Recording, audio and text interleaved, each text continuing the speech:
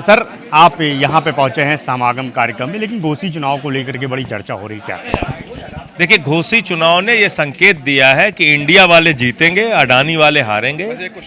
देश को अगर आप हमेशा जुमलों और नफरत के आधार पर चलाना चाहेंगे तो लोग आपको सबक सिखाएंगे।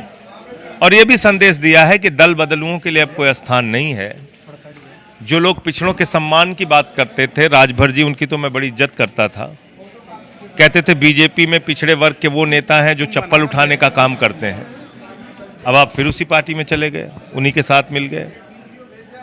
तो घोसी में अपना दल, निषाद पार्टी, राजभर जी की पार्टी, महान दल, भारतीय जनता पार्टी, पूरी सत्ता, विधायक, मंत्री, डबल इंजन की योगी मोदी की सरकार, आर्थिक सत्ता, राजनीतिक सत्ता, सब कुछ लगने के बाद बुरी तरीके से हार गए।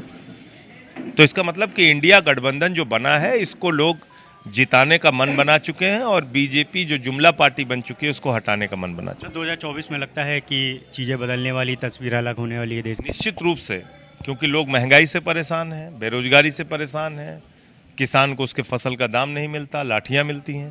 तो ये तमाम मुद्दे हैं जिससे लोग परेशान हैं और परिवर्तन चाहते हैं। सर, ओपी राजभर लेकिन अभी भी कह रहे हैं कि दारा सिंह खुद के लिए जिम्मेदार हैं, उनको जनता ने नकारा है और वो दारा सिंह मंत्री बनेंगे। कल को तो वो 50,000 वोट से जिताने की बात कर रहे थे। देखिए, जीत हार भी एक अलग विषय है। मैं तो ये कह रहा हूं कि आपने खुद क्या कहा था बीजेपी के बारे में, उसको याद कीजिए ना।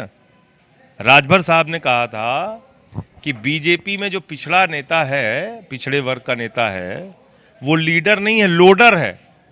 आप पुराने बयान उनके उठा के देखिए। G20 सर हो रहा है, अंतर्राष्ट्रीय सम्मेलन। देखिए, G20 सम्मेलन निश्चित रूप से भारत के लिए बहुत गौरव की बात है, लेकिन जो भारत के हितों से जुड़े हुए मुद्दे हैं, वो चाहे चीन की घुसपैठ हो सीमा पर, गलवान घाटी का मुद्दा हो जिसमें हमारे 20 जवानों की शहादत हुई, अभी एक नक्शा बनाया इन्होंने, जिस नक्शे में अरुणाचल प्रदेश को अपना हिस्सा दिखा दिया, जिस नक्शे में अक्साई चीन जो भारत का भूभाग है उसको अपना हिस्सा बता दिया चीन ने। तो जब अंतर्राष्ट्रीय मंच पे हमारी स्थिति मजबूत हो रही है तो निश्चित रूप से मुद्दा उठाना चाहिए। सर, तो बिल्कुल राज्यसभा सांसद संजय सिंह साहब मेरे साथ मौजूद थे। उन्होंने साहब कहा कि घोसी का जो चुनाव है, जो परिणाम आया है, वो कहीं ना कहीं आने वाले 2024 की जो लोकसभा है उसकी रूपरेखा तैयार कर रहा है। उसमें ये साफ हो गया है कि जो इंडिया है उसको जनता जो है स्वीकार कर रही है और एनडीए को नकार रही है और कहीं ना कहीं सीधे तौर पे G20 को लेकर के भी जो है तमाम सवाल खड़े किए हैं। तो साफ है कि 2024 के लिए जो संकेत की बात संजय सिंह कर रहे हैं, बहरहाल अब देखना होगा, क्योंकि 2024 का जो चुनाव है वो करीब है। ऐसे में जब ये 2024 का लोकसभा चुनाव होता है तो देखना होगा कि एनडीए और बनाम इंडिया की जो लड़ाई है, क्या वास्तव में उसमें जो है इंडिया को जनता स्वीकार करती है।